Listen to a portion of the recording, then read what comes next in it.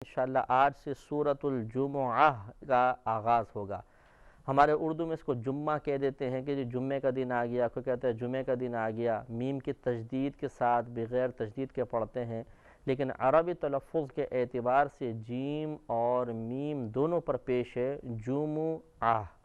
جمعہ کا دن۔ اگر یہ مشکل محسوس ہو تو جمعہ بھی چلی جائے گا، لیکن جب قرآن پڑھیں گے تو ہمیں قرآن کے موافق عربی لغت کو اختیار کرنا ہوگا۔ تو سورۃ الجمعہ ہے، اس میں 11 آیات ہیں اور یہ مدنی صورتوں میں سے ایک ہے۔ اور آپ کو بارہا بتایا کہ نبی کریم صلی اللہ علیہ وسلم کی ہجرت کے بعد جو آپ نے مکے سے مدینے کی طرف فرمائی تھی، جو بھی آیت یہ صورت نازل ہو اس کو مدنی کہہ دیا جاتا ہے، یہ جمہور کا قول ہے۔ آج اس کا آغاز کرتے ہیں بسم اللہ الرحمن الرحیم۔ یسبح للہ ما فی السماوات وما فی الارض الملک القدوس العزیز الحکیم۔ تسبیح بیان کرتی ہے اللہ تعالیٰ کے لیے ہر وہ چیز جو آسمانوں میں ہے اور جو زمین میں ہے۔ بادشاہ یعنی اللہ تعالیٰ کی صفات للہ الملک، گویا کہ یوں فرمایا جا رہا ہے اس اللہ کی جو بادشاہ ہے، القدوس پاکی والا ہے، العزیز عزت والا، الحکیم حکمت والا۔ تو اگر ہم اس کو ملا کے محاورہ ترجمہ کریں تو یہ بنے گا کہ تسبیح بیان کرتی ہے اللہ تعالیٰ کی وہ اللہ جو بادشاہ ہے، پاک ہے، غالب ہے، حکمت والا ہے۔ اب یہ تسبیح کون بیان کرتا ہے؟ ہر وہ چیز جو آسمانوں اور زمین میں ہے۔ تو معلوم یہ ہوا کہ آسمانوں اور زمین میں ہر چیز اللہ تعالیٰ کی تسبیح بیان کر رہی ہے۔ اب تسبیحات کیا ہیں؟ وہ اللہ کی مدح اور ثنا کے کلمات ہیں۔ کوئی سبحان اللہ کہہ رہا ہے، کوئی الحمدللہ کہہ رہا ہے، کوئی کسی انداز سے جس طرح اللہ تعالیٰ نے اس کو ذکر الہام فرمایا وہ کر رہا ہے۔ هو الذی، وہ وہی ذات ہے، بعث فی الامیین رسولا منہم، کہ جس نے بھیجا ان پڑھوں میں ایک رسول منہم، انہی میں سے۔ امی کہتے ہیں ان پڑھ کو، اور ان پڑھ کے دو مفہوم حاصل ہوتے ہیں۔ ایک تو عام مفہوم ہے، ہم کہتے ہیں جی ان پڑھ جاہل ہے معاذ اللہ، یعنی اس کو کچھ بھی نہیں آتا، نہ پڑھ سکتا ہے نہ لکھ سکتا ہے، ہم اس کو ان پڑھ کہتے ہیں۔ لیکن جب نبی کریم صلی اللہ علیہ وسلم کے لیے امی کا لفظ استعمال ہوتا ہے تو یہاں دوسرے مفہوم میں ہوتا ہے، اور وہ ان پڑھ سے مراد یہ ہے کہ بغیر کسی کے پڑھے ہوئے، بغیر کسی کے پڑھائے ہوئے پڑھا لکھا، اسے کہتے ہیں امی۔ تو نبی کریم صلی اللہ علیہ وسلم کو اللہ تعالیٰ نے امیین میں مبعوث فرمایا۔ تو جہاں جب امیین ہم ان لوگوں کو کہیں گے تو اس سے مراد وہی ان پڑھ جاہل ہوں گے، اور جب نبی کریم صلی اللہ علیہ وسلم کے لیے لفظ امی استعمال ہوگا تو معاذ اللہ ثم معاذ اللہ ان پڑھ یا جاہل کا تصور بھی نہیں ہو سکتا، بلکہ یہاں مراد ہوگا بغیر کسی استاد کے اکتساب کے یا بغیر کسی استاد کی مدد کے پڑھے ہوئے، براہ راست اللہ تعالیٰ نے آپ کو پڑھایا۔ یہ امی کا لقب ہے نبی کریم صلی اللہ علیہ وسلم کا۔ تو معلوم ہوا ایک عام شخص کو امی کہیں تو اس کے لیے وہ گالی کے برابر ہے، اور نبی کریم صلی اللہ علیہ وسلم کے لیے لفظ امی کو استعمال کریں تو یہ نبی کا کمال ظاہر کر رہا ہے کہ اس نبی نے جس نے کبھی بھی کسی استاد کے سامنے زانوئے تلمس دراز نہیں کیا، 40 سال تک انہی کفار کے ساتھ رہے، کبھی کسی کافر نے نہیں دیکھا کہ نبی کریم صلی اللہ علیہ وسلم کسی استاد کے پاس گئے ہوں، کسی فصیح و بلیغ شخص کے پاس بیٹھ کے کچھ سیکھا ہو۔ اپنے کام میں مشغول، اللہ کی عبادت میں مشغول، اچھے کاموں میں مشغول، اچھے کردار کے اظہار میں مشغول رہے، اور 40 سال کے بعد جب اعلان نبوت فرمایا تو علم کے دریا بہا دیے۔ تو جس سے ظاہر ہوا کہ اس کا مطلب یہ ہوا کہ جب وہ دنیاوی لحاظ سے کسی سے پڑھے ہوئے نہیں ہیں تو یہ کسی اور ہی مکتب سے پڑھے ہوئے ہیں، کوئی اور ہی ان کا براہ راست استاد ہے۔ اس لحاظ سے نبی کریم کو امی کہا جاتا ہے، اور یہ آپ کے لیے ایک کمال ہے، کوئی عیب نہیں معاذ اللہ۔ اب اللہ تبارک و تعالیٰ نے نبی کریم صلی اللہ علیہ وسلم کے بھیجے جانے کے چند مقاصد بیان فرمائے۔ ارشاد فرمائے یتلو علیہم آیاتہ، وہ تلاوت کرتا ہے ان پر اس کی آیات کو، یعنی اللہ تبارک و تعالیٰ کی آیات کو تلاوت فرماتا ہے۔ ویزکیہم، اور انہیں پاکیزہ کرتا ہے، صاف ستھرا کرتا ہے۔ ویعلمہم الکتاب والحکمہ، اور انہیں کتاب و حکمت کا علم عطا فرماتا ہے۔ وَإِن كَانُوا مِن قَبْلُ لَفِي ضَلَالٍ مُبِينٍ، اور بے شک وہ اس سے پہلے ضرور کھلی گمراہی میں تھے۔ وَآخَرِينَ مِنْهُمْ، اور ان میں سے دوسروں کو بھی یہ کتاب سنت حکمت سکھاتا ہے۔ لَمَّا يَلْحَقُوا بِهِمْ، جب کہ ملے وہ، لَمَّا جب کہ نہ ملے وہ ان لوگوں کے ساتھ، یعنی مراد یہ ہے کہ پہلے تو یہ نبی کریم صلی اللہ علیہ وسلم صحابہ کرام کے درمیان اپنے زمانے والوں کو آپ نے جو علوم سکھائے، اور اس کے بعد ان کو بھی سکھایا جو ان پہلے والوں سے نہیں ملے تھے، یعنی بعد میں آنے والے۔ ان سے مراد یا تو اجمی ہے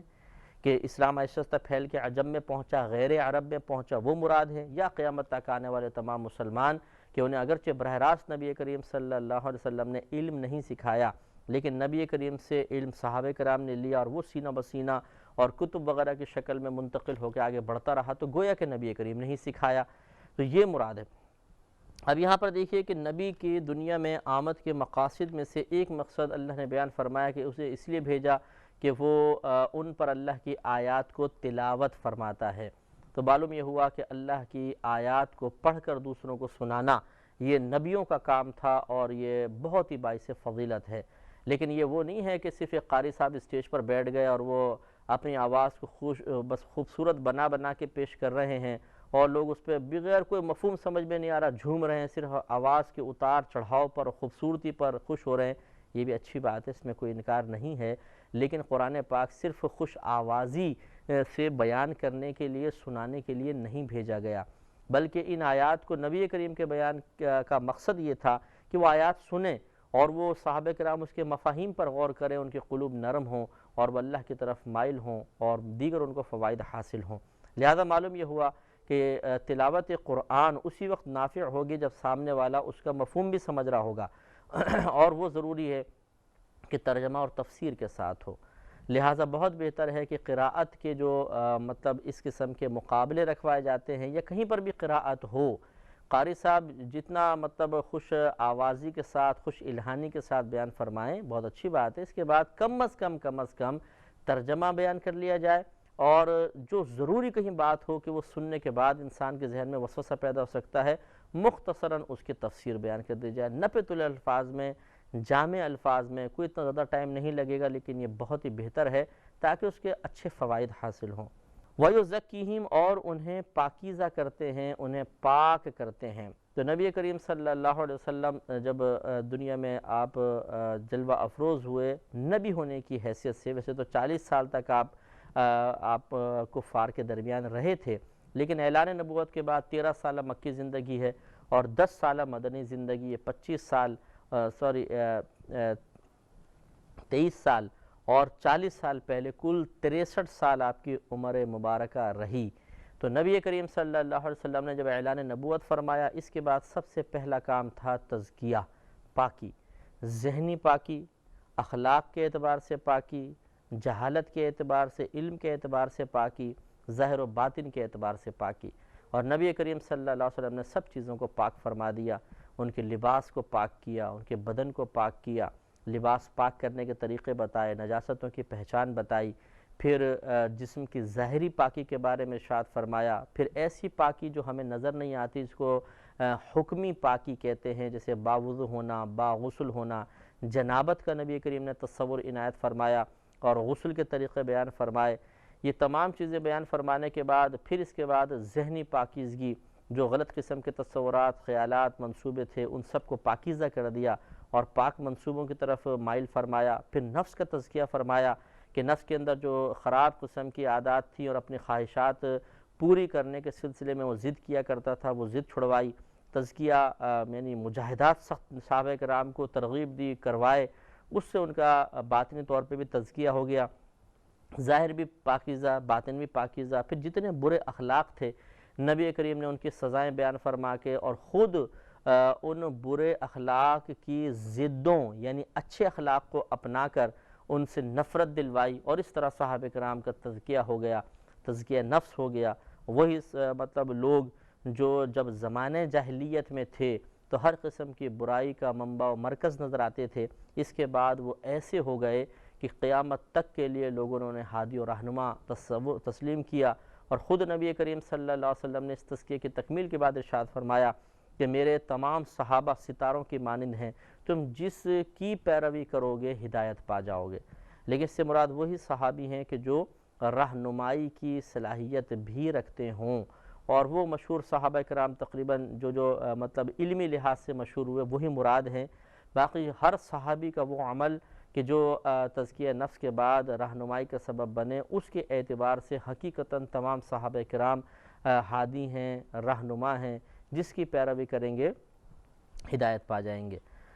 اور اس کے بعد ارشاد فرمایا وَيُعَلِّمُهُمُ الْكِتَابَ وَالْحِكْمَةَ، اور یہ نبی انہیں کتاب اور حکمت سکھاتا ہے۔ کتاب سے مراد کتاب اللہ یعنی قرآن ہے، اور حکمت سے مراد یا تو حدیث ہے کہ اپنا کلام ان کو سکھاتا ہے، اور یا کتاب سے مراد قرآن کا ظاہر ہے، اور حکمت سے مراد اس کے باطنی علوم ہیں۔ اور نبی کریم صلی اللہ علیہ وسلم نے یہ دونوں چیزیں صحابہ کرام علیہم الرضوان کو سکھائی ہیں۔ معلوم یہ ہوا کہ صحابہ کرام علیہم الرضوان اہل اللسان ہیں، نبی کریم صلی اللہ علیہ وسلم کے صحبت یافتہ ہیں، اس کے باوجود نبی کریم انہیں قرآن اور حکمت سکھا رہے ہیں۔ معلوم یہ ہوا کہ قرآن صرف پڑھ کر نہیں آ جائے گا، بلکہ باقاعدہ ایک سکھانے والا چاہیے۔ وہ اہل اللسان جو نبی کریم کی صحبت میں رہنے والے ہیں، وہ قرآن سیکھنے کے سلسلے میں نبی کے محتاج ہوئے، تو آج 15ویں صدی ہجری میں جو بیچارہ کوئی عام سا شخص جس نے کبھی عربی لغت کے لیے بھی نہیں پڑھی ہو، اور وہ قرآن ہاتھ میں لے کر اور ترجمہ قرآن صرف کھول کر کہے کہ میں قرآن آپ کو سکھاتا ہوں، تو سوچئے کہ کس قدر وہ شخص نادانی اور معذرت کے ساتھ جہالت میں مبتلا ہے۔ کہ وہ اپنے آپ کو صحابہ کرام سے بھی افضل اور اعلیٰ سمجھتا ہے کہ وہ اہل اللسان تھے، ترجمہ تو وہ بھی جانتے تھے، اس کے باوجود قرآن سیکھنے کی ضرورت پیش آئی، تو اگر صرف کوئی ترجمہ جان گیا تو اگر یہ سمجھے کہ میں نے قرآن سیکھ چکا ہوں اور میں دوسروں کو بھی سکھا سکتا ہوں، تو یہ اس کی نادانی ہے۔ اور سوال یہ پیدا ہوتا ہے دائرہ ادب میں رہ کر کہ آپ یہ کہتے ہیں کہ آئیے مجھ سے قرآن سیکھیے، آپ سے مراد کوئی بھی ایک جنرل شخص کہ جو صرف ترجمہ پڑھ کر یہ سمجھے کہ میں نے قرآن سمجھ لیا، اور وہ کہے کہ آئیے میں آپ کو سمجھاتا ہوں، تو اس سے دائرہ ادب میں رہ کر سوال کیا جائے کہ جب ترجمہ پڑھ کر قرآن سمجھنا اتنا ہی آسان ہے تو آپ کے پاس آنے کی کیا ضرورت ہے؟ ہم گھر بیٹھے خود ترجمے سے قرآن سمجھ لیں گے، پھر آپ کے پاس آنے کی ضرورت بھی کیوں ہے؟ وجہ بتائیں۔ تو اس کا کوئی جواب ان کے پاس نہیں ہوگا۔ اپنے لیے تو یہ تصور کہ میرے پاس آئے، میں آپ کو قرآن سکھاتا ہوں، قرآن سیکھنا اور سمجھنا بالکل آسان ہے، تو دوسرے کے لیے مشکل ہے۔ آپ میں سے کون سا سرخ آپ کا پر لگ گیا؟ تو اس کا مطلب یہ ہے یہ باطل و غلط قسم کے نظریات ہیں جن سے مسلمان کو اجتناب کرنا واجب ہے۔ اہل علم کے پاس اللہ تعالیٰ نے علم کو بطور امانت رکھا ہے، اور قرآن کے علوم آسانی سے حاصل نہیں ہوتے۔ سب سے پہلے اس کے لیے صرف و نحو پڑھنی پڑتی ہے، عربی لغت، اس کے بعد پھر دیگر علوم کی طرف آتا ہے جس میں فقہ ہے، اصول فقہ، حدیث، اصول حدیث، تفسیر، اصول تفسیر، اس کے بعد بلاغت کی کتابیں ہوتی ہیں وہ پڑھتے ہیں، پھر منطق و فلسفہ پہ بھی توجہ کرنی پڑتی ہے جس سے الہیات سمجھ میں آتی ہے، یعنی اللہ تعالیٰ کی ذات و صفات کا علم حاصل ہوتا ہے۔ یہ بغیر منطق فلسفے کے آپ سمجھ ہی نہیں سکتے الہیات کو۔ یہ صرف اللہ تعالیٰ کی ذات و صفات کے بارے میں جتنے اسلامی عقائد ہیں تقریباً ان کا تعلق منطق اور فلسفہ سے ہے، اور عقلی لحاظ سے ان کا ثبوت ہوتا ہے۔ تو بیچارہ ایک آدمی قرآن پکڑ کر جس نے کبھی کچھ ان علوم سے شغف رکھا نہیں، اور اس کو ان علوم کے الف بھی حاصل نہیں ہے، اور وہ صرف ترجمہ قرآن پڑھ کے یہ سمجھے کہ جی میں سب کچھ کر لوں گا، یہ نادانی ہے۔ ایک اور طریقے سے بھی آپ امتحان لے سکتے ہیں۔ جو شخص کہے کہ جی میں صرف دیکھیں ترجمہ میں آپ کو قرآن پڑھ کے سناتا ہوں، بیان کرتا ہوں، قرآن بالکل آسان ہے، تو آپ کہیں ٹھیک ہے، اب آپ اس کہیں سے بھی کھول کے قرآن اردو ترجمے پہ ہاتھ رکھ لیں اور کہیں کہ اب اس کا ترجمہ کر کے بتائیں، تو انشاءاللہ ترجمہ بھی نہیں کر سکتے تمام آیات کا، اس لیے کہ یہ ہماری زبان نہیں ہے۔ تو جو شخص ترجمے کے سلسلے میں بھی کسی اور کا محتاج ہے اور اسے نہیں پتا کہ ترجمہ صحیح کیا گیا ہے یا غلط کیا گیا ہے، کہ جس کو عربی نہیں پتا، عربی کا مفہومی حاصل نہیں کر سکتا، اسے نہیں معلوم کہ بلاغت کے کیا کیا قواعد ہیں اور جن قواعد کی روشنی میں ترجمہ قرآن صحیح قرار پاتا ہے، تو اسے کیا پتہ یہاں لکھا ہوا ترجمہ درست ہے کہ غلط ہے، اور اس درست یا غلط مشتبہ ترجمے کے اوپر وہ اپنے علم کی اور قرآن سکھانے کی بنیاد رکھے، تو یقینی سی بات ہے یہ بہت بڑی نادانی ہے۔ اللہ تبارک و تعالیٰ سمجھنے کی توفیق عطا فرمائے۔ وَهُوَ الْعَزِيزُ الْحَكِيمُ، اور وہ غالب حکمت والا ہے۔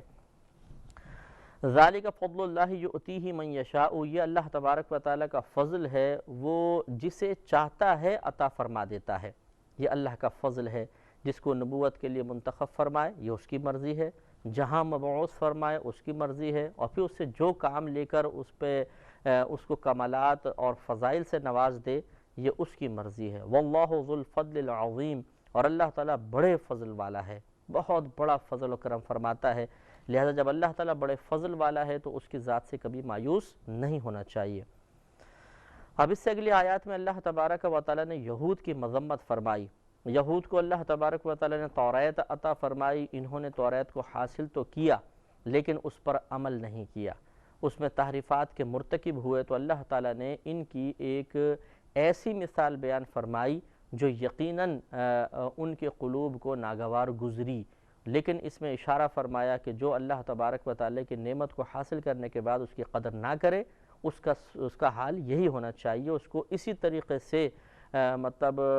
زد و کوب کرنا چاہیے الفاظ کی صورت میں، یا اسی طریقے سے اس کی خاطر تواضع ہونی چاہیے،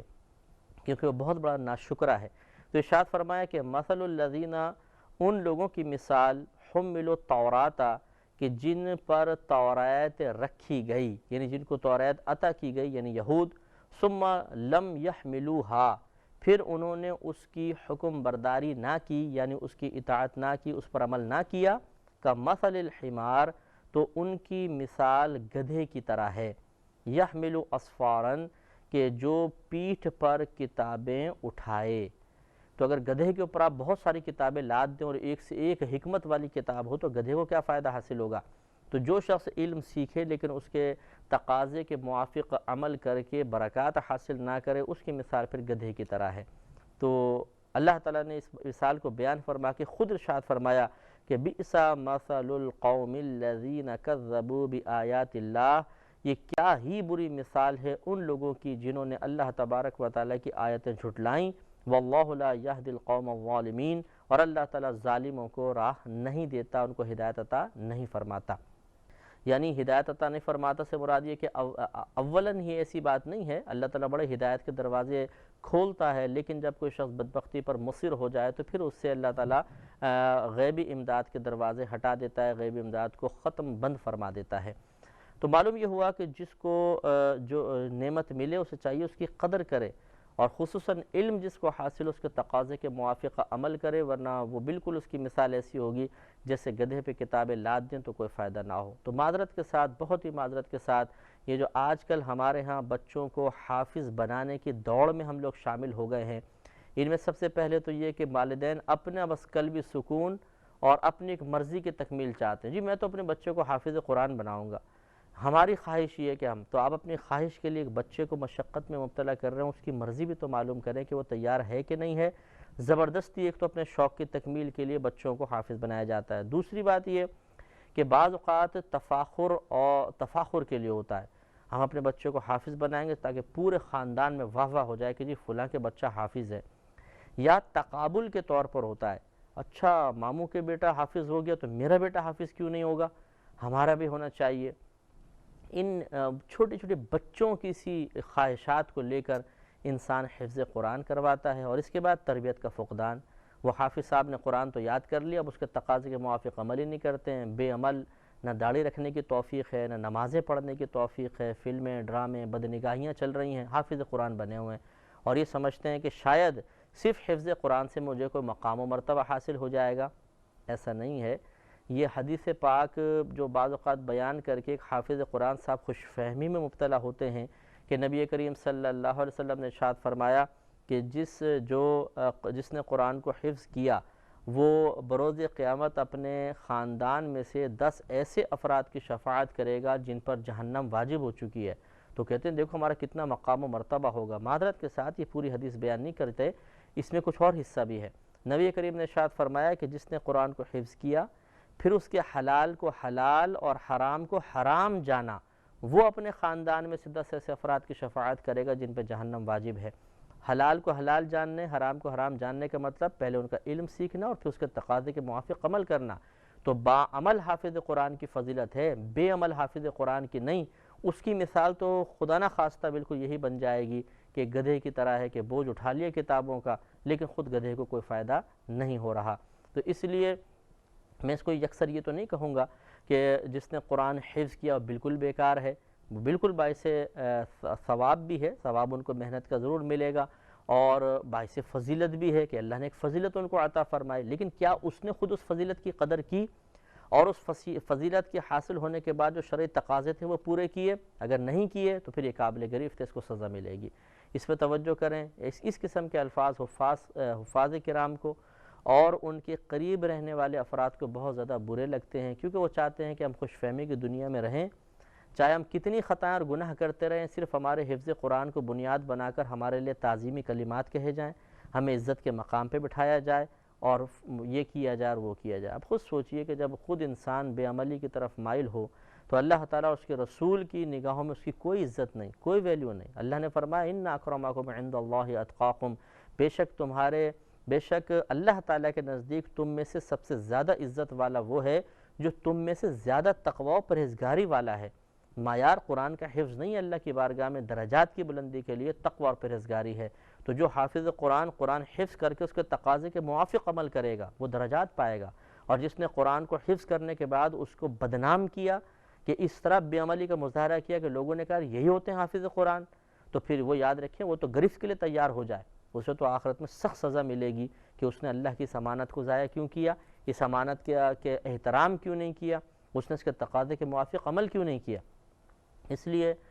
ہم یہی سمجھاتے ہیں کہ پہلے بچے کا ذہن دیکھیں کہ وہ حفظ قرآن کے لیے تیار ہے کہ نہیں، اگر نہیں ہوگا تو آپ سکھا دیں گے، وہ زبردستی سیکھ لے گا، پڑھ بھی لے گا، یاد کر لے گا، پھر سب بھول بھال جائے گا، اس لیے کہ اس کی طبیعت اس کے موافق نہیں ہے۔ اور پھر جب آپ اس کو حفظ کروا دیتے ہیں تو اس کو پھر ذہن بنائیں، اس کی تربیت بھی کریں تاکہ اس حفظ کو قائم رکھے۔ نبی کریم صلی اللہ علیہ وسلم اور خود قرآن بھی اس کو بیان فرماتا ہے، دونوں کے مفہوم یہی ہیں کہ جو قرآن پڑھ کر بھول جائے تو اللہ تعالیٰ اسے بروز قیامت اندھا اٹھائے گا۔ تو اس کے کئی مفہوم بیان کیے ہیں، قرآن پڑھ کر بھول جائے یعنی اس کے تقاضے کے موافق عمل نہ کرے، یہ وعید اس کے لیے بھی ہے۔ اور یہ بھی کہا فقہاء نے کہ عام معنی رکھیں کہ قرآن کی کوئی آیت پڑھی، سورت یاد کی اور بھول گئے، اس کے ساتھ بھی ایسے ہی ہوگا۔ تو اگر یہ دونوں ہی مفہوم آپ لے لیجئے تو حافظ قرآن اکثر آپ کو ایسے ملیں گے کہ یاد کیا پھر بھول بھال گئے، اکثر ایسے ملتے ہیں۔ جو قرآن سناتے ہیں یا منزل پکی کرتے رہتے ہیں تو بچ جاتے ہیں، ورنہ عام گھرانوں میں ہم نے یہی دیکھا ہے کہ بس اپنا شوق پورا کیا والدین نے، جی ماشاءاللہ حافظ قرآن ہو گیا، اس کے بعد کیا ہوا، بس گیا بچہ ہاتھ سے، قرآن بھول گیا اور پھر اس کے تقاضے کے موافق عمل بھی نہیں۔ تو اس کا مطلب ہے کہ معاذ اللہ ثم معاذ اللہ اگر ہم ان وعیدات کو دیکھیں تو یہ تو اندھا اٹھایا جائے گا۔ اس لیے توجہ کرنی چاہیے، اور اپنے شوق کی تکمیل کے لیے بچوں کو قربانی کا بکرا نہ بنائیں، ان کو پہلے دیکھیں ان کا موڈ ہے، ان کا ذہن ہے، تب حفظ کروائیں، ورنہ حفظ کوئی فی نفسی کمال کی بات اس انداز سے نہیں ہے کہ اس سے شاید کوئی دین کو تقویت ملے گی۔ دین کو کیا تقویت، اس سے صرف حافظ کی ذات کو فائدہ پہنچے تو پہنچے۔ اس سے بہتر یہ ہے، مطلب میں یہ نہیں کہہ رہا ہوں کہ حفظ قرآن کروائیں نہیں، ضرور کروائیں، لیکن بچے کو رجحان کے ساتھ، اگر رجحان نہیں ہے تو حفظ قرآن زبردستی نہ کروائیں بلکہ اس کو فرض علوم سکھائیے۔ اور بچیوں کے سلسلے میں تو میں یہ گزارش کروں گا کہ بچیوں کو حافظہ نہ ہی بنایا جائے تو بہت بہتر ہے، کیونکہ جب تک بچی اپنے گھر میں رہتی ہے وہ حفظ قرآن کی حفاظت کر سکتی ہے، اور جب وہ شادی ہو کے سسرال جاتی ہے تو میرا خود یہ مشاہدہ ہے مفتی ہونے کی حیثیت سے، جو لوگوں کے کیسز ہمارے سامنے آتے ہیں، ہزارہ لوگ ہم سے رجوع کرتے ہیں، تو اس میں تقریباً 90% ایسی بچیاں ہوتی ہیں جو وہاں کے حالات سے مجبور ہو کے قرآن اٹھا بھی نہیں سکتی ہیں، ٹائم ہی نہیں ملتا، گھر کی خدمات، لڑائی جھگڑے، پھر بچے ہو گئے تو پھر ان کی فکر، ان کو پالنے کی فکریں، کب قرآن پڑھیں، کب حفظ کرے، کب یاد کرے۔ تو ماں باپ بڑے خوش تھے، جی ہم نے اپنی بچی کو حافظہ بنا دیا۔ آپ نے حافظہ بنا کے بچی کو آزمائش میں مبتلا فرما دیا۔ کیا بچی کو آپ نے یہ بھی سکھایا کہ اس کے حفظ کے تقاضے کیسے پورے کرنے ہوں گے اور بعد میں حفظ کی حفاظت کیسے ہوگی؟ یہ بڑا المیہ ہے کہ ماں باپ بن تو انسان جاتا ہے، لیکن حقیقی ماں باپ جو اچھے ماں باپ ہیں وہ بننا، یعنی ماں باپ ہو جانا ایک الگ چیز ہے اور ماں باپ بننا یہ ایک الگ چیز ہے۔ ہو جاتے ہیں کیونکہ شادی ہو گئی، ماں باپ ہو گئے، لیکن کیا ماں باپ بنے بھی آپ اچھے؟ یہ بڑا مسئلہ ہے۔ چھوٹی چھوٹی اپنی خواہشات پوری کرنے کے لیے بچوں کو اکثر آزمائش میں ڈالا جاتا ہے اور پھر اس کا وہ انجام ہوتا ہے کہ الامان والحفیظ۔ لہٰذا معذرت کے ساتھ کوئی حافظ صاحب برا بھی نہ مانے کہ آپ نے اگر قرآن پاک حفظ کیا اور اس کے تقاضے کے مطابق عمل نہیں کر رہے، یا آپ قرآن پڑھ کر یاد کر کے بھول چکے ہیں، تو خوش فہمی میں مبتلا ہونے کی ہرگز حاجت نہیں ہے۔ آپ کوئی ایسی آیت، کوئی ایسی حدیث ہمیں لا کے بتا دیں جس میں اللہ تعالیٰ نے یا نبی کریم صلی اللہ علیہ وسلم نے ایک بے عمل حافظ قرآن کے لیے بھی کوئی فضائل بیان کیے ہوں۔ صرف بعمل حافظ قرآن کے لیے فضیلت ہے تو یہ نہیں کہ قرآن کا حفظ چھوڑ دیا جائے، بلکہ ترقی کی طرف آئیں، قرآن یاد کریں، اس کے تقاضے کے موافق عمل کرنے کی کوشش کریں۔ اور ایک حافظ قرآن کے لیے ضروری ہے کہ جس طرح ایک عالم اپنے وقار علم کو ہمیشہ ملحوظ رکھتا ہے اور رکھنا چاہیے، اسی طرح حافظ کو اپنے وقار حفظ کو ملحوظ رکھنا چاہیے۔ نجی محافل کے اندر اوٹ پٹانگ حرکتیں کرنا، لطیفے سنانا، گندی باتیں کرنا، فحش دوست بنانا، یہ حافظ قرآن کے شایان شان نہیں ہے۔ آپ کے سینے میں اللہ تعالیٰ نے اپنا کلام، اپنا مفہوم رکھ دیا ہے تقریباً 6666 آیات اپنے سینے میں محفوظ کی ہیں، اور پھر ایسے گندے مقامات پہ بیٹھنا، گندے مقامات پہ جانا، گندی سوچ رکھنا، یہ قطعاً غیر مناسب ہے۔ طلباء کو صرف ظاہری کتابیں پڑھا دی جاتی ہیں، باطنی علوم تو پڑھائے نہیں جاتے ہیں، باطنی گناہوں کی معرفت تو اکثر نہیں ہوتی ہے، اور انتہائی زیادہ عمل کا انتہائی فقدان ہوتا ہے۔ کوئی توجہ نہیں، نمازیں تک چھوڑ دیتے ہیں، داڑیاں خشخشی کروانا، داڑیاں منڈوا دینا، گالیاں بکنا، بہت سے طلباء گانے وغیرہ سننے کی طرف مائل ہو جاتے ہیں۔ میں ہر ایک کی بات نہیں کر رہا ہوں، الحمدللہ باعمل اور متقی پرہیزگار بھی ہوتے ہیں، تربیت پر توجہ کرنی چاہیے۔ لہٰذا صرف سند سے کوئی عالم نہیں بنے گا، عالم وصف علم سے بنتا ہے، اور پھر باعمل عالم عمل کی دولت سے بنتا ہے۔ لہٰذا اگر کوئی طالب علم صرف کتابیں ختم کرتا جائے، اس کے تقاضے کے موافق عمل نہ کرے، اپنی تربیت نہ کرے، اپنا احتساب نہ کرے، اپنا تزکیہ نہ کرے، تو اس کی مثال بھی پھر یہی دی جائے گی کہ وہ گدھے کی طرح ہے جس پہ کتابیں لاد دی گئیں لیکن خود اس کو کوئی فائدہ نہیں ہو رہا۔ اور احادیث کریمہ میں نااہل کو علم دینے کی مثال یہ بیان کی گئی ہے جیسے سور کے گلے میں موتی کا ہار پہنا دینا، سور کے گلے میں موتیوں کا ہار ڈال دینا، تو سور کیا فائدہ حاصل کرے گا؟ اور یہ اتنا برا اس کو بیان کیا گیا کہ جو علم سیکھے اور پھر اس کے تقاضے کے موافق عمل نہ کرے، یا دین کو سیکھ کر اسے دنیا کمانے کا ذریعہ اور وسیلہ بنا لے، یہ لالچ اس کے دل میں ہو کہ علم سیکھ لوں اس کے ذریعے دنیا کماؤں گا، تو اتنی ایسی مثال اس کے لیے بیان کی گئی ہے جو نفس پہ انتہائی یا قلب پہ انتہائی ناگوار گزرے، کہ وہ ایک ایسے سور کی مثل ہے جسے موتی کا ہار پہنا دیا گیا ہو۔ لہٰذا کوشش یہی کرنی چاہیے کہ علم دین کی طرف ضرور مائل ہوں اور اس کے تقاضوں کے موافق عمل کرنے کا ذہن بھی بنائیں، پھر انشاءاللہ نور علی نور ہوگا۔ واللہ لا یہدی القوم الظالمین، اور اللہ تعالیٰ ظالم قوم کو ہدایت عطا نہیں فرماتا۔ قل یا ایھا الذین ہادوا، اب اللہ تبارک و تعالیٰ نے ایک انتہائی غیبی خبر دی ہے، اس پہ ضرور توجہ فرمائیں کہ نبی کریم صلی اللہ علیہ وسلم کے دور کے یہودی یہ کہا کرتے تھے کہ ہم اللہ کے پیارے ہیں، نجات صرف ہمیں ملے گی، جنت میں صرف ہم جائیں گے، اور بعض لوگ کہتے تھے ہم اللہ کے بیٹے ہیں، تو وہ کہتے تھے کہ ہم بس نجات یافتہ ہیں، ہم اللہ کے دوست ہیں، واقعی سب کے سب یہ غلط لوگ ہیں۔ اللہ تعالیٰ نے ان کے اس زعم فاسد کا پردہ چاک کر دیا اور انہیں ذلیل و رسوا کیا اس آیت کے ذریعے، اور واضح کر دیا اور ایسی دلیل فراہم کی کہ جس دلیل کو یہ رد نہیں کر سکے، اور ایسا لاجواب اللہ تعالیٰ نے ان کا محاسبہ فرمایا۔ تو یہ توجہ کرنی چاہیے کہ صحیح مذہب اب اسلام ہی ہے، مسلمان ہی صحیح مذہب ہیں۔ نبی کریم صلی اللہ علیہ وسلم کے ذریعے جو اللہ نے قرآن ہم تک پہنچایا، اس میں یہ پردہ چاک کر دیا گیا کہ اب اور کسی مذہب کے درست ہونے کی اسلام کے مقابلے میں گنجائش نہیں ہو سکتی ہے۔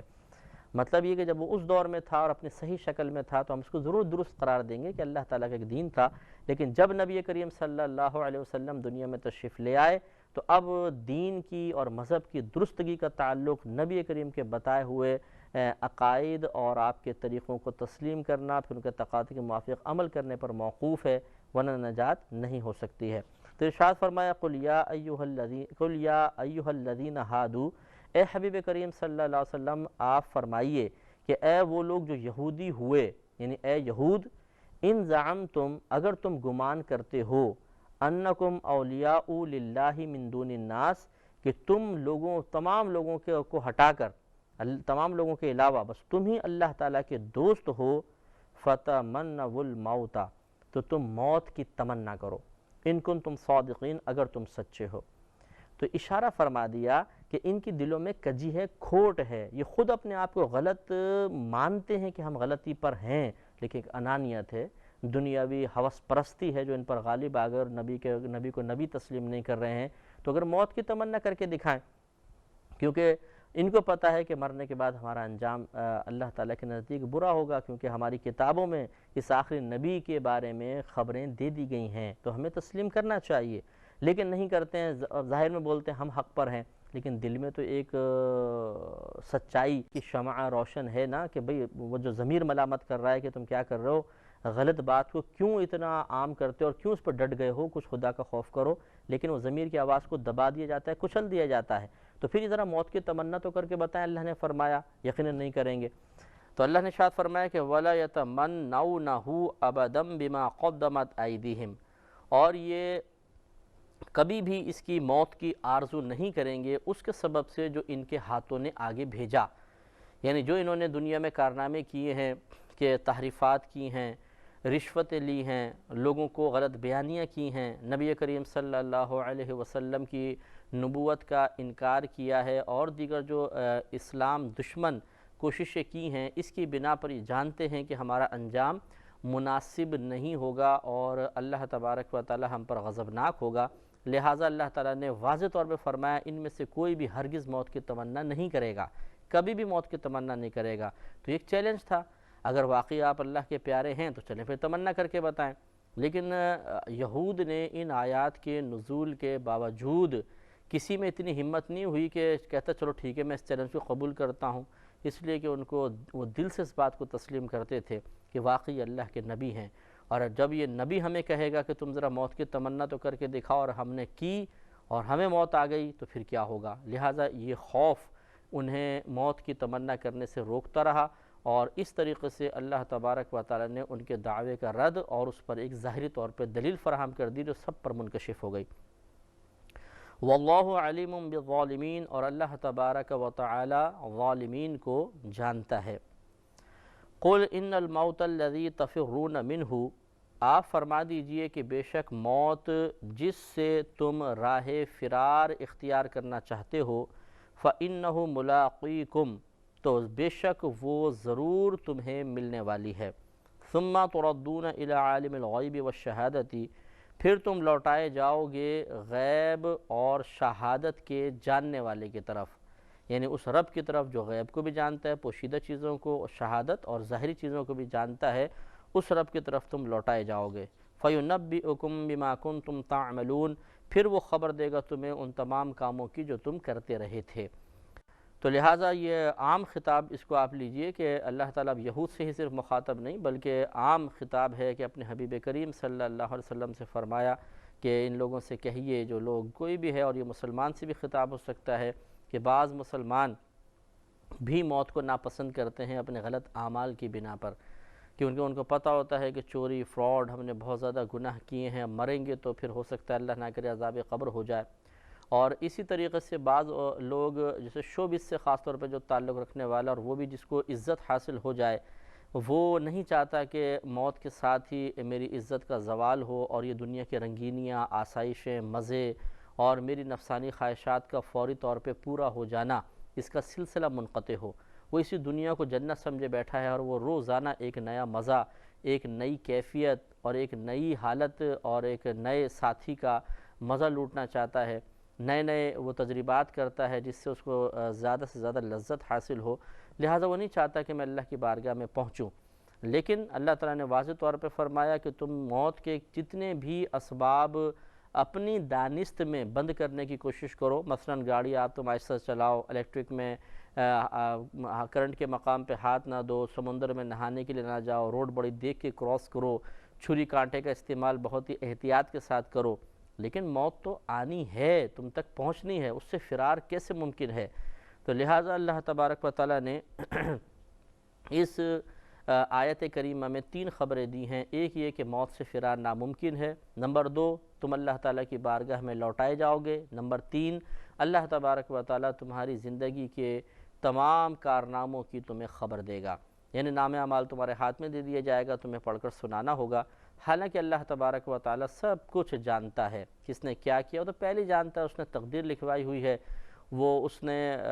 یعنی یہ بخاری کی روایت ہے کہ اللہ تبارک و تعالیٰ نے زمین و آسمان کی پیدائش سے 50,000 سال پہلے لوگوں کی تقدیر لکھوا دی تھی، 50,000 سال پہلے، آپ اندازہ فرمائیے۔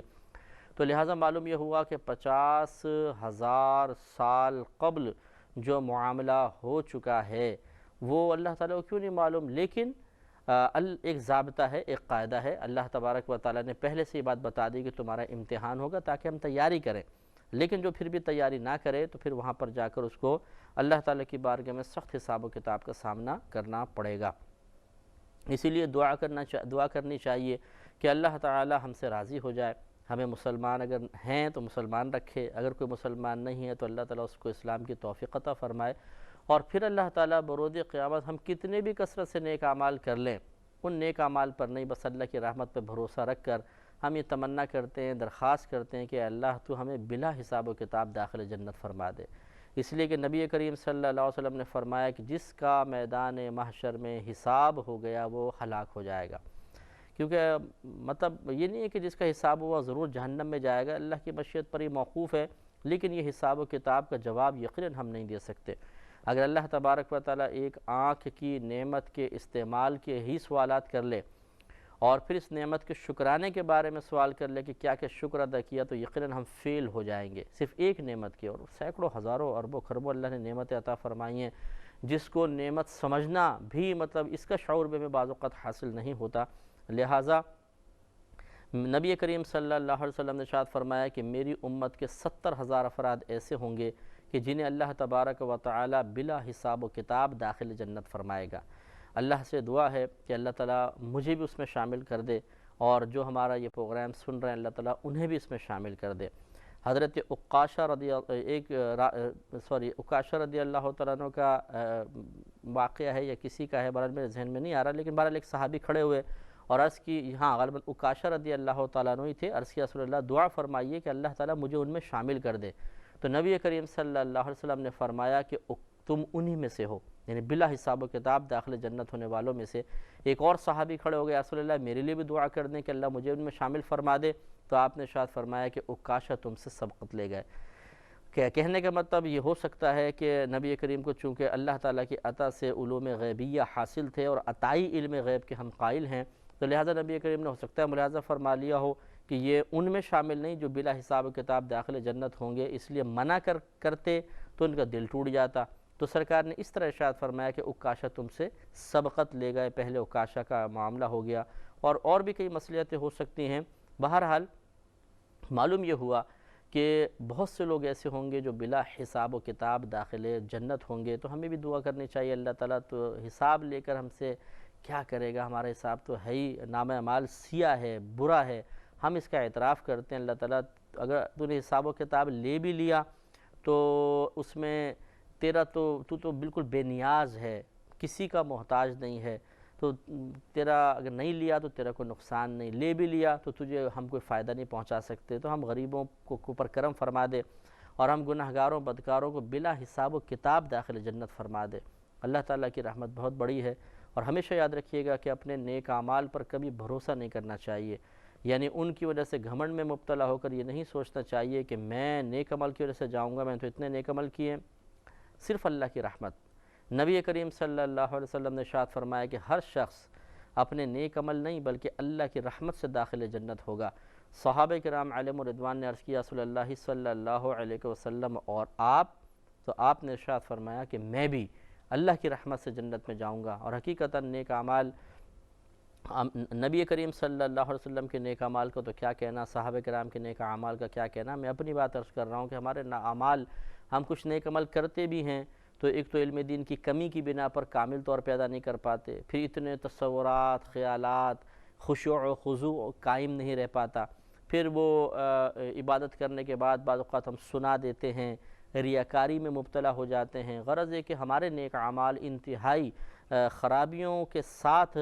اللہ تعالیٰ کی بارگاہ کی طرف جاتے ہیں۔ تو اب آپ غور کر لیں کہ اگر واقعی صرف اعمال پہ بھروسہ کیا جائے اور اللہ تعالیٰ ان نیک اعمال میں سے جو غلط حصہ ہے اس کو نکالتا جائے تو کتنا نیک عمل بچے گا۔ بعض اوقات تو ضائع بھی ہو سکتا ہے، جیسے نبی کریم صلی اللہ علیہ وسلم کا فرمان ہے کہ بعض نمازی ایسے ہیں کہ وہ ابھی مسجد سے باہر نہیں نکلنے پاتے، لیکن ان کی نماز پرانے کپڑے کی طرح لپیٹ کر ان کے منہ پر مار دی جاتی ہے، یعنی ضائع ہو جاتی ہے۔ اللہ تعالیٰ میں بلا حساب و کتاب داخل جنت فرمائے۔ آگے ارشاد فرمایا کہ یا ایھا الذین آمنوا، اے ایمان والو، اذا نودی للصلاۃ من یوم الجمعۃ، کہ جب ندا دی جائے نماز کے لیے جمعے کے دن، فاسعوا الی ذکر اللہ، تو تم اللہ کے ذکر کی طرف کوشش شروع کر دو، وذروا البیع، اور بیع کو چھوڑ دو، ذالکم خیر لکم ان کنتم تعلمون، یہ بہتر ہے تمہارے لیے اگر تم جانتے ہو تو۔ تو اس آیت میں دو چیزوں کی فرضیت، ایک تو فرضیت ثابت ہوئی جمعۃ المبارک کی کہ جب جمعے کی نماز ہو تو پھر تمہیں ہر کام چھوڑ دینا چاہیے، تو جمعے کی نماز کی فرضیت کی طرف اشارہ ہوا۔ اور دوسرا یہ کہ جب اذان ہو جائے اس کے بعد خرید و فروخت اور ہر وہ شے کہ جو جمعے کی تیاری کی راہ میں رکاوٹ بنتی ہو، چاہے وہ خرید و فروخت ہو، چاہے وہ کھیل کود ہو، چاہے جمعے کے دن میچز آپ گراؤنڈ میں رکھ لیں، اب تو خیر سنڈے میں ہوتے ہیں، پہلے ہمارے جمعے کو چھٹی ہوتی تھی، اور بعض جگہ بھی جمعے کو چھٹی ہوتی ہوگی، تو پھر وہ تمام چیزیں چھوڑ دینے کا حکم ہے کہ سیدھے آپ مسجد میں پہنچیں۔ تو اس آیت پر مختلف انداز سے کلام ہوگا۔ ایک تو یہ کہ جمعہ چونکہ اس دن میں کثیر جماعت ہوتی تھی، اس وجہ سے اس کو جمعہ کا نام دیا گیا۔ کعب بن لوئی کی طرف منسوب کیا جاتا ہے کہ انہوں نے سب سے پہلے اس کو جمعہ کہا تھا۔ جمعے کی نماز کے لیے جب نبی کی فرضیت کب یہ پڑھی گئی، اس کے بارے میں اصحاب سیر نے لکھا ہے کہ جب نبی کریم صلی اللہ علیہ وسلم ہجرت فرما کر پہلے قباء کے مقام پر آئے تو اتوار کا دن تھا، تو اتوار، پیر، منگل، بدھ، جمعرات تک آپ نے وہیں پر قیام فرمایا اور ایک مسجد کی بنیاد رکھی، اور پھر آپ وہاں سے آگے تشریف لے گئے اور ایک مقام پر پہنچے جو سالم بن عوف کی بطن وادی کہلاتی تھی، اس مقام پر جمعے کے روز پہنچے، تو لوگوں نے پھر جمعے کا دن تھا، اس دن نبی کریم صلی اللہ علیہ وسلم نے اس مقام پر پہلا خطبہ بھی دیا اور جمعے کی نماز کو قائم فرمایا، اور پھر یہ سلسلہ آگے شروع ہوا۔ اور یہ جو فرمایا کہ جمعے کے دن میں جب ندا دی جائے یعنی اذان دے دی جائے تو فَاسْعَوْا إِلَى ذِكْرِ اللَّهِ، تو اللہ کی طرف ذکر کی طرف کوشش شروع کر دو۔ تو یہاں اللہ کے ذکر سے مراد نماز جمعہ ہے کہ نماز جمعے کے لیے آپ کوششیں شروع کر دیں، یعنی کاروبار وغیرہ اپنے وقتی طور پہ بند کریں، اپنے گھروں میں پہنچیں، نہائیں دھوئیں، صاف ستھرے کپڑے پہنیں اور عطر وغیرہ لگا کے فوراً سے پیشتر مسجد کی طرف چلیں۔ وَذَرُوا الْبَيْعَ، اور چھوڑ دو بیع کو، اس سے مراد وہی ہے کہ تمام وہ کام کہ جو سعی الی الجمعہ کی راہ میں رکاوٹ بنے، یعنی جمعے کی طرف کوشش کے سلسلے میں رکاوٹ بنے، ان تمام کاموں کو چھوڑ دیا جائے۔ اب سوال یہ پیدا ہوتا ہے کہ یہاں اذان سے مراد کون سی اذان ہے، پہلی اذان ہے یا دوسری اذان ہے؟ یاد رکھیے کہ نبی کریم صلی اللہ علیہ وسلم کے دور مبارکہ میں، پھر حضرت ابوبکر صدیق رضی اللہ تعالی عنہ، پھر عمر فاروق رضی اللہ تعالی عنہ کے دور میں جمعے کی صرف ایک اذان دی جاتی تھی، اور وہ اذان ثانی ہوا کرتی تھی، جو بالکل خطبے سے متصل اذان دی جاتی ہے۔ لیکن جب حضرت عثمان غنی رضی اللہ تعالیٰ عنہ کا دور مبارکہ آیا تو اس وقت تک لوگوں کی غفلت میں بہت زیادہ اضافہ ہو چکا تھا، لوگ اپنے کاروبار میں مشغول ہوتے تھے، پھر اچانک اذان ہوتی تھی، اس کے فوراً بعد خطبہ ہوتا تھا تو وہ پھر بھاگتے تھے گھروں کی طرف، جلدی جلدی کپڑے وپڑے پہنے اور صاف ستھرے ہو کے پھر وہ آئے تو اتنی دیر میں جماعت کے اندر دیر سے پہنچنے کا سلسلہ شروع ہوا، اور اس کے علاوہ بعض اوقات جماعت بھی نکل جاتی تھی بعضوں کی، تو پھر حضرت عثمان غنی رضی اللہ تعالیٰ عنہ کو مناسب محسوس ہوا کہ ایک اذان بازار کے قریب دلوائی جائے تاکہ لوگ اس اذان کو سن کر ہوشیار ہو جائیں اور اپنے کاروبار وغیرہ بند کر کے جلدی سے مسجد کی طرف چلیں۔ یہ اذان اول پھر بعد میں شروع ہوئی، اور اب یہ دو اذانیں ہوتی ہیں، ایک کافی پہلے ہوتی ہے، پھر اس کے بعد امام صاحب وغیرہ مسجد میں آ کے بیانات، خطیب صاحب جو یہ بیان وغیرہ کرتے ہیں،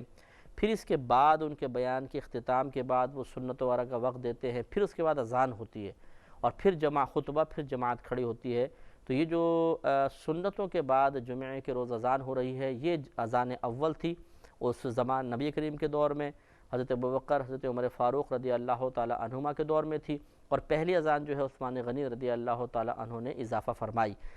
اور فقہا کا اب متفق علیہ مسئلہ یہی ہے، جمہور اسی طرف ہیں کہ اس پہلی اذان کے بعد ہی تمام بیوع وغیرہ ترک کرنی ہوگی، کیونکہ اللہ تبارک و تعالی نے اللہ کے اپنے ذکر کی طرف کوشش کا حکم دیا۔ اگر اذان ثانی پر کوشش کا ہم حکم دیں گے تو لازم سی بات ہے وقت انتہائی قلیل ہوگا اور کوئی بھی جماعت تک صحیح طریقے سے نہیں پہنچ سکتا، اور اب جتنی غفلت اب بڑھ گئی ہے، اس دور کی غفلت اور اس دور کی غفلت میں زمین آسمان کا فرق ہے،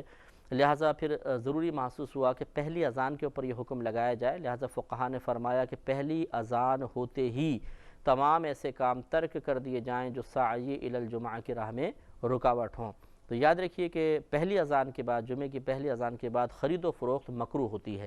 اس کو بیع مکروہ کہتے ہیں، لیکن یہ کوئی حرام بیع نہیں ہوتی ہے، یعنی اس بیع سے حاصل شدہ نفع کوئی ناجائز نہیں ہوتا، لیکن یہ بیع نہیں کرنی چاہیے۔ اس بیع کا ختم کرنا اچھا ہے، مستحب ہے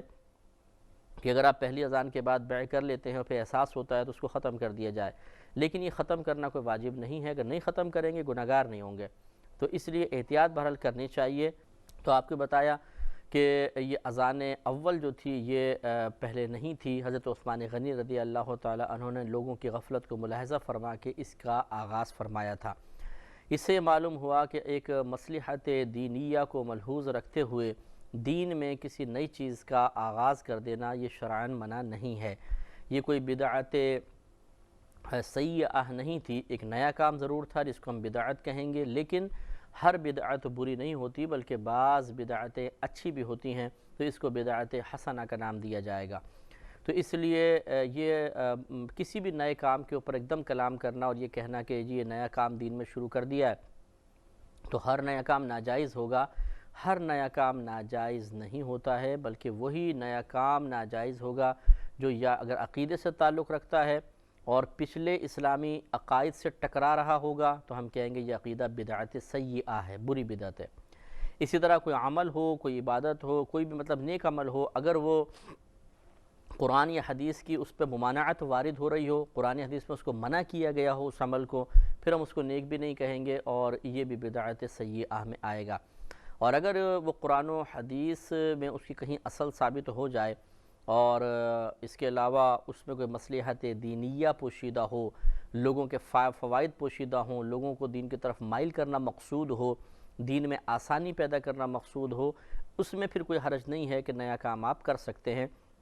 جیسے بارہا آپ کو مثالیں دی ہیں، مسجد کے گنبد و مینار یہ قرون ثلاثہ یعنی نبی کریم صلی اللہ علیہ وسلم کے دور میں، صحابہ کرام کے دور میں بالکل نہیں تھے، تابعین کے دور میں بھی کہیں شاذ ایسا ہوتا تھا، اور پھر یہ کہ باقاعدہ بعد میں سلسلے شروع ہوئے۔ محراب کا مسئلہ، مسجد کی محراب، قرآن پاک کے اعراب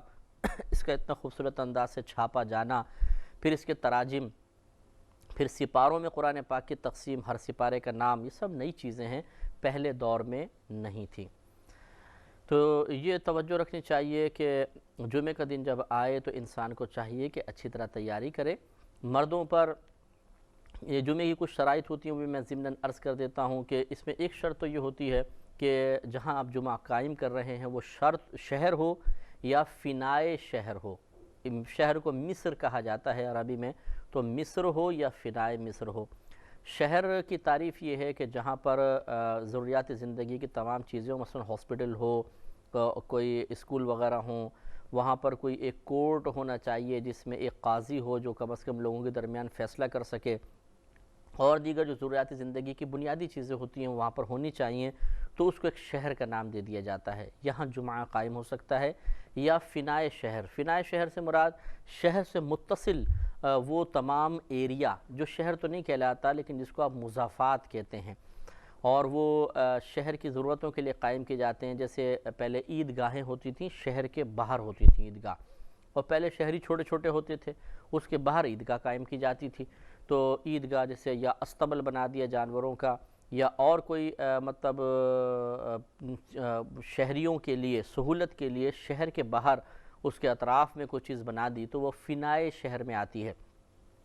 تو ایک شرط تو یہ ہے کہ جمعہ شہر میں قائم ہوگا یا فنائے شہر میں۔ اس سے معلوم ہوا کہ گاؤں میں جمعہ قائم نہیں کرنا چاہیے، لیکن جب فقہائے اسلام نے لوگوں کو دیکھا کہ اب وہ جمعہ قائم کر رہے ہیں تو پھر فرمایا کہ ان کو منع نہ کیا جائے، ورنہ ہر دور میں جو پہلے دور گزرتے رہے بڑے بڑے فقہا تھے، کہیں پر بھی گاؤں میں جمعہ قائم نہیں کرتے تھے، شہر میں، گاؤں والے شہر میں آتے تھے۔ لیکن اب گاؤں میں بھی آبادیاں بہت زیادہ ہو گئی ہیں اور گاؤں والے بھی کوئی امام مقرر کر کے اور وہ جمعہ قائم کر رہے ہیں، اس لیے فقہا نے فرمایا کہ ان کو جمعہ پڑھنے دیا جائے۔ ویسے پہلی شرط یہی ہے کہ شہر ہو یا فنائے شہر ہو۔ دوسرا یہ کہ جمعہ حاکم، وہاں پہ کوئی حاکم ہونا چاہیے جو جمعے کو قائم کرے گا۔ پہلے حاکم اسلام قائم کرتے تھے، اب حاکم اسلام نہیں تو بڑا مفتی جو شہر کا ہو وہ اس کے قائم مقام ہوتا ہے۔ اور اب جیسے ہمارے شہر میں متعدد مقام پر جمعہ ہو رہا ہے تو پھر اس مفتی کا جو اجازت یافتہ ہوگا وہ جمعہ پڑھائے گا، یا پھر فقہا نے فرمایا کہ اہل محلہ تمام متفق ہو کر اگر ایک شخص جس میں جمعہ پڑھانے کی صلاحیتیں ہوں، امام بننے کی صلاحیتیں ہوں، اس کو منتخب کر لیں تو جمعہ قائم ہو سکتا ہے۔ اس سے معلوم یہ ہوا کہ ایسا نہیں ہو سکتا کہ 4 دوست ہیں، انہوں نے کہا چلو یار ہم لوگ جمعہ قائم کر لیں، تو گراؤنڈ میں کھڑے تھے، ایک امام بن گیا اور 3 پیچھے جماعت قائم کر لی، یہ جمعہ قائم نہیں ہوگا، کیونکہ نہ یہ حاکم اسلام ہیں، نہ یہ بہت بڑے مفتی ہیں، نہ مفتی صاحب کے اجازت یافتہ ہیں، نہ لوگوں نے ان کا انتخاب کر کے ان کو کھڑا کیا ہے، تو یہ اس طرح جمعہ قائم نہیں ہوتا۔ جمعے کے لیے ضروری شرائط ہیں۔ اس کے علاوہ یہ بھی ایک شرط ہوتی ہے کہ خطبہ پڑھا جائے، 2 خطبے ہونے چاہیے، یہ شرط ہے کہ خطبہ نہیں پڑھا گیا تو جمعہ نہیں ہوگا۔ اور اس کے بعد خطبہ کا جمعے سے پہلے ہونا یہ بھی شرط ہوتا ہے، اگر جمعے سے پہلے خطبہ نہیں پڑھا، بعد میں پڑھا، تب بھی جمعہ قائم نہیں ہوگا۔ ایک اس میں شرط یہ بھی ہے کہ اذن عام ہو، اذن مانے اجازت، عام اجازت ہو، ایسا نہیں آپ کر سکتے۔ یعنی شرعی مسئلہ یہی ہے کہ جیسے کچھ لوگ مسجد میں آگے تو آپ نے دروازہ بند کر کے بس کہا آپ کوئی نہیں آئے گا، اب ہم جمعہ قائم کریں گے، اس طرح جمعہ قائم نہیں ہوگا، بلکہ اذن عام ہونا چاہیے، جو مرضی آ کے جمعہ پڑھ لے۔ ہاں اگر کوئی سیکورٹی پوائنٹ آف ویو کی بنا پر کوئی ایسے آپ نے گارڈز کھڑے کر دیے ہیں کہ ایک مخصوص تعداد جب مسجد میں آ گئی تلاشی وغیرہ لینے کے بعد، اب آپ کہتے ہیں میں مسجد کو ہم نہیں بلا سکتے کیونکہ اب باہر صفیں قائم ہوں گی، یہ ٹھیک ہے، یہ اذن عام کے خلاف نہیں ہے۔ اسی طرح بعض فیکٹریز ہوتی ہیں جہاں اسلحہ وغیرہ تیار ہوتا ہے، یا گورنمنٹ کے ایسے ادارے ہوتے ہیں کہ جہاں پر عام لوگوں کو داخل کرنے میں سیکورٹی رسک ہوتا ہے اور بم بلاسٹ وغیرہ کے یا کوئی اور تخریب کاری کا اندیشہ ہوتا ہے، ایسے اور بڑی بڑی فیکٹریز ہیں۔ جیسے میں خود واقعاً رہا تو وہاں پر بھی ایک بڑی فیکٹری تھی جس میں غالباً اسلحہ تیار ہوتا تھا، تو اس میں اتنی بڑی ہوتی ہے کہ وہ میلوں مطلب بہت لمبا ایریا ہوتا ہے، اور اس میں پھر مسجدیں قائم کر لی جاتی ہیں، وہاں پہ عام آدمی جمعے میں داخل نہیں ہو سکتا، وہ صرف فیکٹری ملازمین شامل ہو سکتے ہیں۔ تو اب اگرچہ یہاں پر اذن عام والی شرط نہیں پائی جا رہی، لیکن مجبوری ہے، ایک عذر ہے، اگر یہاں پر گیٹ کھول دیا جائے، ہر شخص آ جائے تو تخریب کاری بھی ہو سکتی ہے اور بڑے پیمانے پہ نقصان ہو سکتا ہے۔ اس لیے اس کی بھی فقہائے اسلام نے، جو علماء متاخرین ہیں، انہوں نے اجازت مرحمت فرمائی کہ ایسے کسی مقام پر جہاں اتنا نازک صورتحال ہو، اگر اندر سے دروازے بند کر کے اور پھر جمعہ قائم کیا جائے تو قائم ہو جائے گا۔ تو ان شرائط کو توجہ سے سننا چاہیے اور ذہن میں رکھنا چاہیے۔ اس کے علاوہ یہ بھی شرط ہے کہ ظہر کا وقت شروع ہو چکا ہو، کیونکہ جو ظہر کا وقت ہے وہ جمعے کا وقت ہے، تو ظہر کے وقت میں جمعہ ادا ہوگا، اس کے علاوہ ادا نہیں ہوگا۔ جمعہ اس کے علاوہ عاقل ہونا چاہیے آدمی، عقل والا، پاگل پہ جمعہ فرض نہیں ہے۔ اسی طرح مقیم ہونا چاہیے، مسافر پہ جمعہ فرض نہیں ہے۔ اسی طرح مرد ہونا چاہیے، عورتوں پہ جمعے کی نماز فرض نہیں ہے، لیکن اگر بہنیں یا مسافر جا کے جمعہ ادا کرے گا تو ادا ہو جائیں گے۔ اس سے بعض جگہ اہتمام ہوتا ہے کہ بہنیں پردے میں آتی ہیں اور باقاعدہ جمعہ ادا کرتی ہیں، تو وہ ادا ہو جاتا ہے، لیکن بہنوں کے لیے افضل اور مستحب یہ ہے کہ یہ اپنے گھر میں رہیں اور مردوں کی جمعے کی جماعت کے اختتام کا انتظار کریں اور اس کے بعد پھر نماز ظہر ادا کریں۔ تو اللہ نے ارشاد فرمایا کہ ذالکم خیر لکم ان کنتم تعلمون، یہ بہتر ہے تمہارے لیے اگر تم جانتے، یعنی ہر اس چیز کو چھوڑ دو جو ساعی الجمعہ کی راہ میں رکاوٹ بنے، یہ تمہارے حق میں بہتر ہے، کوئی اللہ تعالیٰ کا اس میں کوئی ایسا فائدہ پوشیدہ نہیں ہے، وہ تو فوائد کے حصول یا فوائد کی تمنا سے بالکل بے نیاز ہے۔ ہاں یہ بات یاد رکھیے گا کہ بعض اوقات ایسا ہوتا ہے کہ آپ ایک مارکیٹ میں ہیں، مثال کے طور پہ جو قریب ترین مسجد ہے اس میں مثال کے طور پہ جمعہ ہوتا ہے 2:30 بجے، لیکن آپ جس مقام سے دکان کی طرف آ رہے تھے وہاں جمعہ قائم ہوتا ہے 1:30 بجے، آپ نے وہاں گھر کے قریب جمعہ ادا کیا، اب آپ مارکیٹ میں تشریف لائے تو یہاں پر ابھی 2:30 بجے جمعہ ہوگا اور آپ مثال کے طور پہ 2 بجے آ چکے ہیں، اب کیا حکم ہوگا؟ کیونکہ آپ تو نماز پڑھ کر آ چکے ہیں اور نماز کی وجہ سے کاروبار بند کرنے کا حکم دیا گیا تھا، تو یہاں یاد رکھیے گا کہ بہتر یہ ہے کہ جو وہاں کا ایک ماحول ہے اس کے مطابق آپ دکان کھولیں، اس لیے نہیں کہ اب یہ ناجائز ہے، بلکہ اس لیے کہ گزرنے والے بدگمانی کا شکار ہو جائیں گے، بدگمان ہوں گے کہ دیکھو جی جمعہ ہو رہا ہے اور یہ دکان کھولے بیٹھے ہیں۔ ہاں یا پھر ایسا ہونا چاہیے کہ آپ ایک بڑی سی شیٹ لکھ کر لگا دیں کہ ہم نماز جمعہ 1:15 بجے 1:30 بجے ادا کر چکے ہیں، اب آپ دکان کھول لیجئے، تو اس میں شرعاً کوئی حرج نہیں ہے، کیونکہ جب رفع بدگمانی یعنی بدگمانی کو دور کرنے والا کوئی عمل کر لیا جائے اور ہو جائز، آپ جائز کام کر رہے ہیں تو پھر اس میں کوئی حرج نہیں ہے، یہ بہتر ہوگا۔ آگے ارشاد فرمایا کہ فَإِذَا قُضِيَتِ الصَّلَاةُ، پھر جب نماز پڑھی جا چکے، نماز ہو جائے، فَانْتَشِرُوا فِي الْأَرْضِ، تو اللہ تعالیٰ فرماتا ہے کہ زمین میں پھیل جاؤ، وَابْتَغُوا مِنْ فَضْلِ اللَّهِ، اور اللہ تبارک و تعالی کا فضل تلاش کرو۔ وَاذْكُرُوا اللَّهَ كَثِيرًا لَعَلَّكُمْ تُفْلِحُونَ، اور اللہ تبارک و تعالیٰ کو بہت زیادہ یاد کرو اس امید پر کہ فلاح پا جاؤ، کامیاب ہو جاؤ۔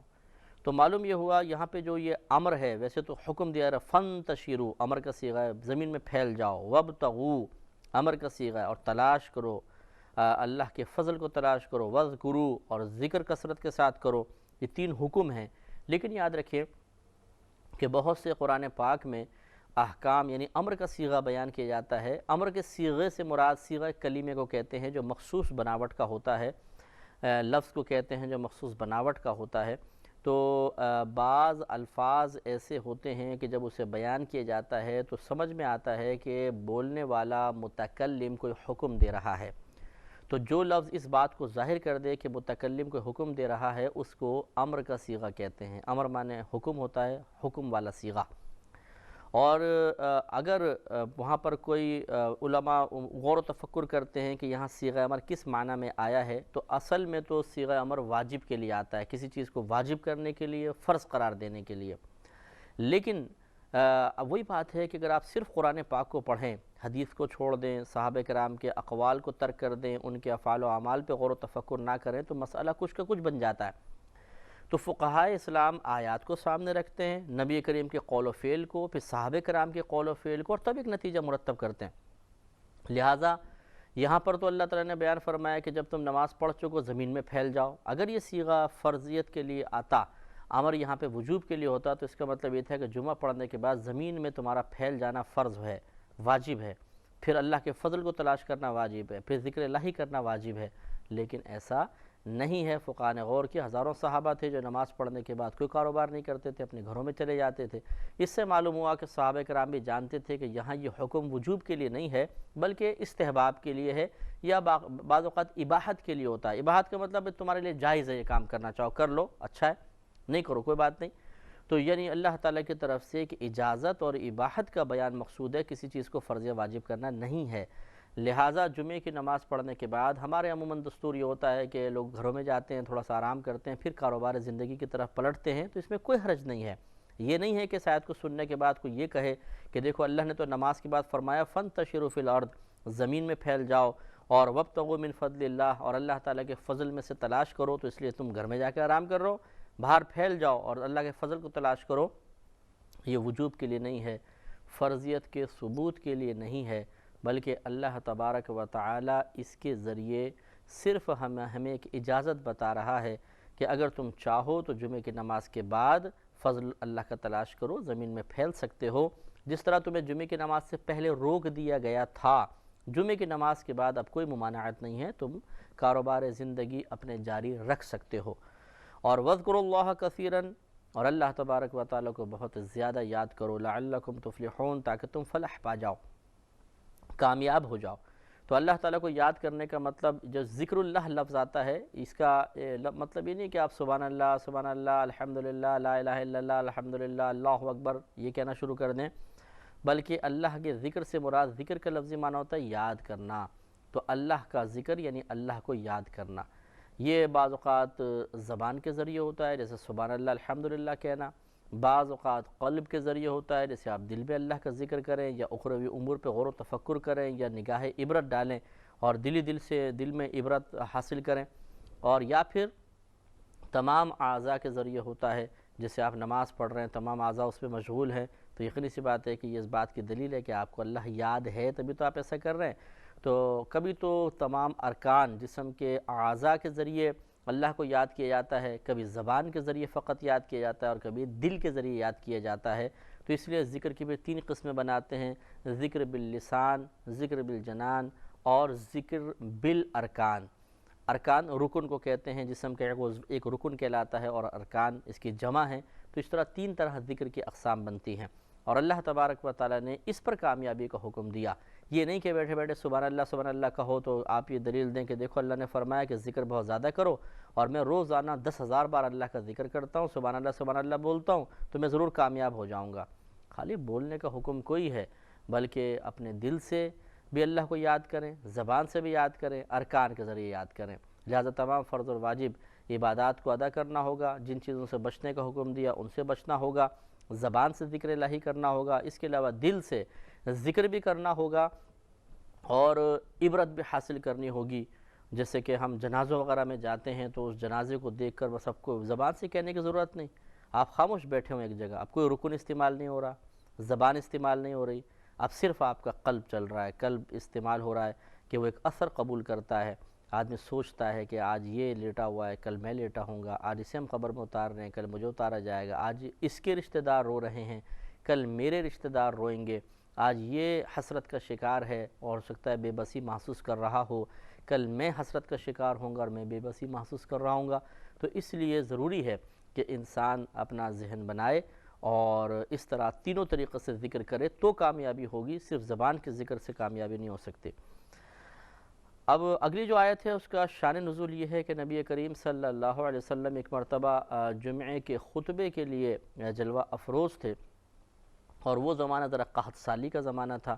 تو پہلے دور میں ایسا ہوتا تھا کہ باہر سے جو قافلہ اپنا سامان وغیرہ مال تجارت لے کر آتا تھا تو وہ جو شہر میں داخل ہو جاتے تھے تو وہ طبل بجاتے تھے زور زور سے، تو اس سے اعلان ہو جاتا تھا کہ بھئی ہاں کوئی قافلہ آیا ہے اور مال لے کر آیا ہے، تو لوگ اپنی ضرورت کا سامان ان سے خرید لیا کرتے تھے، غلہ پھر اور دیگر سامان جو ضرورت زندگی کا ہوتا ہے۔ نبی کریم صلی اللہ علیہ وسلم یہاں خطبے کے لیے جلوہ افروز ہوئے اور وہاں ایک قافلہ آ گیا اور انہوں نے طبل بجایا، تو بہت سارے جو تھے مطلب سامنے بیٹھے ہوئے افراد وہ یہ سوچ کر کہ چلو ہم واپس آتے ہیں اور جلدی سے جا کے وہ خرید و فروخت کر لیں، ایسا نہ ہو کہ قافلہ آگے نکل جائے یا ہم بہت سی چیزوں سے محروم ہو جائیں، اور حالات بھی بڑے تکلیف دہ تھے اس وقت، قحط سالی بہت زیادہ تھی، تو وہ آپ کے سامنے سے اٹھ کر چلے گئے تھے۔ اس پر پھر اللہ تبارک و تعالی نے ان آیات کو نازل فرمایا۔ لہذا ارشاد ہوتا ہے وَإِذَا رَأَوْا تِجَارَةً أَوْ لَهْوًا انفضوا إِلَيْهَا، اور جب انہوں نے کوئی تجارت یا کھیل دیکھا تو اس کی طرف چل دیے۔